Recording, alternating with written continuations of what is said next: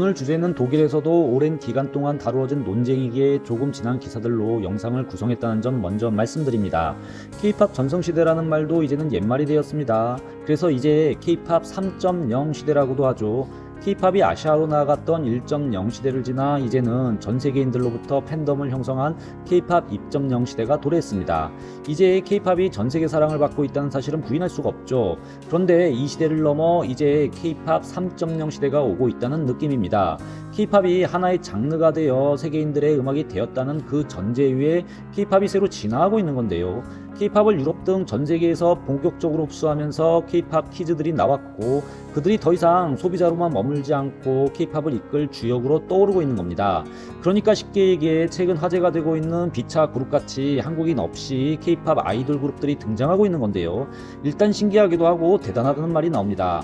K-POP이 여기까지 성장했다니 너무 놀랍죠. 독일에서 방탄소년단을 인정하며 본격적으로 세계를 이끌 음악으로 모든 유럽의 평단들이 K-POP을 인정한 것이 불과 2018년이었습니다. BTS의 베를린 공연이 한 획을 걷던 거죠. 불과 6년 만에 K-POP 생태계가 이렇게 진화했으니 놀라운 일입니다. 그런데 이를 두고 한국인이 없는 K-POP이 과연 K-POP인가 논란이 있기도 합니다. 여기서 K-POP 없는 K-POP이 K-POP인가와 한국인이 없는 K-POP이 K-POP인가라는 질문은 다르다는 말씀 먼저 드립니다. 이 점을 구분하는 것이 아주 중요한데요. 왜 중요한지는 영상 마지막 부에 설명드리겠습니다.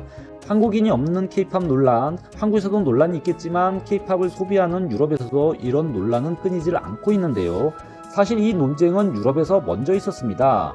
독일어로 묻고 답하는 구테프라게.넷 좋은 질문이라는 이 플랫폼을 보면 2019년부터 질문과 답이 게시물에 걸려있는 것을 알 수가 있습니다. 또한 컨텐츠 매니어층에 정보를 제공하며 10대, 20대 독일 독자들을 보유한 팬텀이라는 매거진은 K-POP 아이돌이 될 수 있는 방법에 대해 자세히 다루고도 있는데요. 매체는 K-POP 도제 교육이라는 타이틀로 기사를 다룹니다.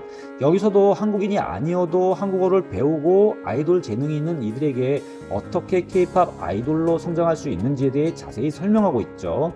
그러니까 K-POP 스타가 되는 것에 대해 유럽의 MZ세대들에게는 늘 관심이 있었다는 건데요.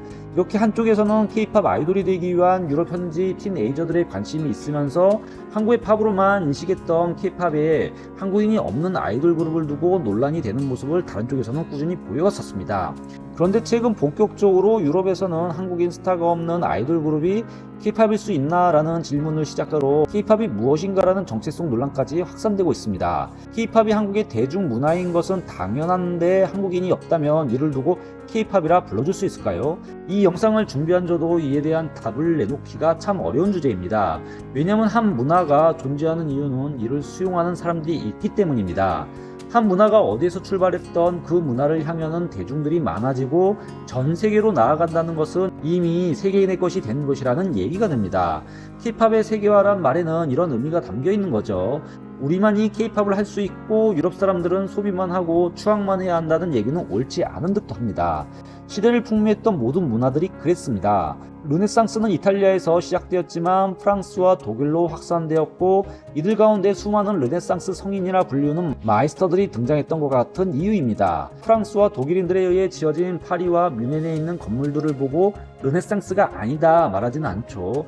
분명한 것은 지금 K-POP은 한국 문화를 넘어 이제 세계가 공유하고 있는 K-POP으로 성장했다는 것이고요. 여기에 더해 현지화되고 있는 추세라는 것이 명료해 보입니다. 결국 현지화되어 가는 과정 중 나오는 논란입니다. 그러니까 현지화 된다는 것에 동의는 하는데 어디까지 현지화가 되어야 하는가 하는 논쟁입니다. 그것도 한국에서가 아닌 유럽의 소비자들 사이에서 나타나고 있죠. 다시 말해 그 어떤 K-POP의 정체성이 담겨있지 않다면 이를 두고 K-POP이라 할 수 있을까 하는 논쟁이기도 합니다. 그럼 K-POP의 정체성은 뭔데? 라는 질문이 또 생깁니다. K-POP도 사실 서구 문명의 대중문화에서 파생된 것이죠. 그러니 이런 대중문화에 한국 사람이 없고 한국말이 담기지 않으면 K-POP이 아니다라는 식의 말로 또 돌아가게 되죠. 이 점이 대중들을 혼동하게 하고 치열하게 논쟁하게 만드는 점입니다.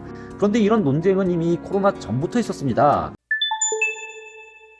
이야기 진행을 위해 잠시 저의 지난 영상을 언급해야 할 듯한데요. 짧게 설명해 보겠습니다. 2021년도 영국에서 K-POP 그룹 하나가 나왔었습니다. 한국인들로 구성된 것이 아닌 영국 그룹이었는데요. 그런데 현지 독일 대중매체의 평가는 굉장히 박했습니다. 그때 유럽 최초이자 영국 최초의 K-팝 여자 아이돌 그룹 가치가 등장했던 건데요. 이 그룹 구성원도 다국적이었죠. 다니, 니콜, 준서, 그리고 코코, 영국, 스페인, 한국인들로 구성된 그룹이었습니다. 물론 이들은 오랜 기간 영국에서 성장하거나 생활했기에 영국 출신 그룹이라고 말할 수도 있었죠. 이렇게 이제 K-팝과 한류는 본격적으로 현지인들을 통해 재확산되는 시기를 맞으며 K-팝 3.0 시대가 이미 시작되었던 건데요. 그런데 독일 현지 언론의 이에 대한 평은 K-팝은 아무나 하는 것이 아니다라는 말로 평가절하했습니다. 물론 K-팝 그룹은 첫 번째 데뷔곡 싱글곡 유어턴이 등장하자마자 유튜브 조회수 1천만 이상을 이미 찍었었습니다. 이 정도면 일단 성공이라 말할 수 있는 듯도 합니다. 그러나 조회수가 모든 것을 말해주지는 않습니다. 무직 익스프레스는 올해 2021년 6월 3일 NCT 헐리우드 K-팝 시스템을 수출할 수 있을까라는 제목의 기사를 썼는데요. 왜 K-팝이 수출이 어려운지, 그러니까 K-팝 시스템 수출하는 것이 왜 어려운가를 다루고 있습니다. 그러면서 매체는 이 그룹은 K-팝이 아니다 규정합니다. 가치의 데뷔 싱글 유어턴은 이미 1,300만 조회수를 유튜브에서 기록했으나 영상 아래 달린 댓글을 읽고 나면 어쩌면 당신은 이것이 그냥 조회수가 아니라 헤이트 뷰일 수 있다고 칼럼은 설명하고 있습니다. 그러니까 시장에서 이미 이 그룹을 K-팝 그룹이라 인정하지 않았다는 얘기입니다. 매체는 그룹 가치를 두고 단지 K-팝의 백그라운드만 있을 뿐이다, 문화적으로 K-팝을 도용했다는 비난이 있다고 칼럼은 밝히고 있습니다. 그럼 왜 이런 일이 최초의 유럽 현지 K-팝 그룹 가치에 일어났을까요? 칼럼은 이들의 영상에는 평균적인 K-팝의 퀄리티와 아이돌 그룹의 훈련 시스템이 없다, 그 이유를 밝히고도 있죠. 그 근거로 매체는 트위터상에서 이런 팬들의 반응을 보여주고도 있습니다. 그러니까 팬들이 먼저 K-팝을 모방한 그룹이다, K-팝 같은 수준이 아니다 알아봤던 거죠. 그런데 최근 외국인들로만 구성되어도 K-팝 그룹으로 인정받는 사례들이 계속 나오고 있기도 합니다.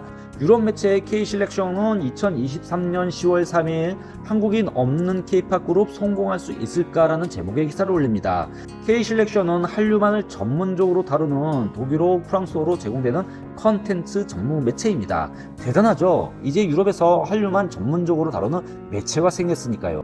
매체는 먼저 다문화 그룹의 등장과 글로벌 협력이 K-팝 산업의 구조를 바꿔 한국 너머로 나아가게 하고 있다며 걸그룹 비차를 소개하고 있습니다.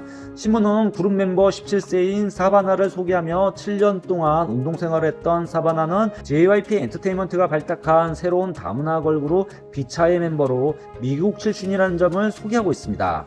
잠시 기사의 내용을 짧게 하기 위해 그룹 비차를 제가 그냥 소개하면요. 멤버들의 평균 나이는 만 16.7세입니다. 정말 찐 티네이저로 구성됐죠. 순수 한국인이 없는 게 특징 중 특징이라고 말할 수 있습니다. 오늘 주제를 다루는데 딱 적합한 그룹이기도 하죠. 미국 대형 음반사 리퍼블릭 레코드와의 합작 오디션을 통해 선발했는데요. 캐나다 출신 카밀라와 한미 이중국적인 2009년생 케일리, 미국인 렉시, 켄달, 케이지를 선발해 그룹을 형성했습니다. 비차는 영어로 노래를 하고 비하인드 영상 등 자체 콘텐츠에도 영어를 주로 사용합니다. 그룹 구성뿐만이 아니라 콘텐츠에도 영어를 이렇게 넣었죠. 매체는 사바나의 강렬한 안무 능력과 긍정적인 에너지로 대중들의 이목을 끌고 있다, 그녀를 평가하고 있습니다. 그리고 작년 9월 비차의 첫 영상 유니버스가 유튜버에 공개되자 좋은 평을 받았다 전하고도 있습니다. 2021년 영국에서 탄생했던 가치와는 다른 평가를 받고 있는 것이죠. 매체는 구성원 모두가 다 다르지만 특별하게 연출했다는 JYP 박진영 씨의 평가를 인용보도하며 다양성을 통한 하나됨이 나타난 작품이라고 설명하고 있습니다. 신문은 이 대목에서 K-팝 시스템의 수출이 이번이 처음이 아니라는 설명도 합니다. NCT의 활동 등을 상세히 전하며 SM과 JYP가 어떤 시도들을 했었는지, 또 하이브가 최근 어떤 노력을 하고 있는지도 설명하고 있는데요. 이 부분은 모두가 아시기도 하고 너무 깊게 들어갈 필요가 없기에 생략하겠습니다. 신문은 이런 트렌드가 바로 K-팝에 대한 글로벌 음악 산업계에 관심을 보여주는 것이라고도 전합니다. 즉 시장이 이미 K-팝의 현지화로 움직이고 있고, 이를 파악한 전 세계 음반 회사와 대중음악 기획사들이 K-팝의 현지화, K-팝 3.0 시대를 본격 견인하고 있다는 식의 설명을 매체는 하고 있습니다. 물론 전문가의 말을 인용하며 여전히 이는 실험적인 사업이라는 점도 강조합니다. 그런데 K-팝 지역화가 아닌 한국 본토 땅에서 외국인들로만 구성된 그룹들이 활동을 하는 사례도 생겨났다고 매체는 전하고 있는데요. 신문은 여기서 블랙스완을 소개합니다. DR뮤직 소속의 블랙스완 역시 한국인 멤버가 한 명도 없는 K-팝 걸그룹입니다. 다른 점은 한국 시장을 기반으로 활동을 한다는 점이죠. 2020년 처음 데뷔했을 땐 한국인 멤버가 있었기도 했었습니다. 하지만 그룹이 재편성을 거치면서 지금의 사인으로 재편되었죠. 출신도 미국, 브라질, 독일, 벨기에, 인도 등 각각 다른 문화권에서 온 멤버들로 이루어져 있습니다. 물론 한국어로 노래하고 안무도 합니다. 비차와는 다르게 대부분의 자체 콘텐츠에는 한국어를 사용하고 있죠. 신문은 블랙스완은 흑인과 인도 출신이 합류하여 한국어로 노래와 춤을 추고 스스로 K-팝 그룹이라고 부르고 있는, 그리고 K-팝 그룹으로 인정된 첫 사례라고 손꼽고 있습니다. 매체는 이를 두고 시장의 소비에 따라 소비자들을 닮아가는 로컬 구성원, 그러니까 K-팝 아티스트의 등장이라는 전문가의 말을 인용 못합니다. 한마디로 K-팝 팬들이 넓어질수록 K-팝 아티스트도 같이 넓어지고 있다는 얘기입니다. 아티스트들이 이렇게 계속 팬을 따라 형성되어 가는 것이죠. 그리고 미래에는 더 많은 문화의 다양성이 더 좋은 쪽으로 인터그레이션이 되는 것들이 필요하다는 견해를 전달하고도 있습니다. 그러니까 이 두 그룹들은 K-팝 그룹이다 현지에서 인정을 하고 있는 것이고요. 이 두 그룹이 K-팝 3.0 시대 과제를 명확히 하고도 있다는 얘기를 하고 있는 중인데요. 물론 한국 전문가의 말을 인용 K-팝이라는 브랜드의 콘텐츠와 정체성은 아직 불명확하다는 말도 전합니다. 그러면서 매체는 K-팝이 한국인과 한국 기업 또는 한국 프로덕션이 없이 생산이 되어도 K-팝이라 부를 수 있는지 여전히 논란이 있다 밝히고도 있습니다. 그러면서 신문은 K-팝이 이제 한 나라에 머물기에는 너무 큰 수익을 가져다주는 모델로 성장했다는 점도 밝히고도 있습니다. 그래서 한국 대중음악 평론가 차우진 씨의 말을 인용, K-팝은 이제 한 나라의 문화가 아닌 수익성을 보장하는 산업 모델로도 관찰되어진다라는 평론을 보도하기도 합니다.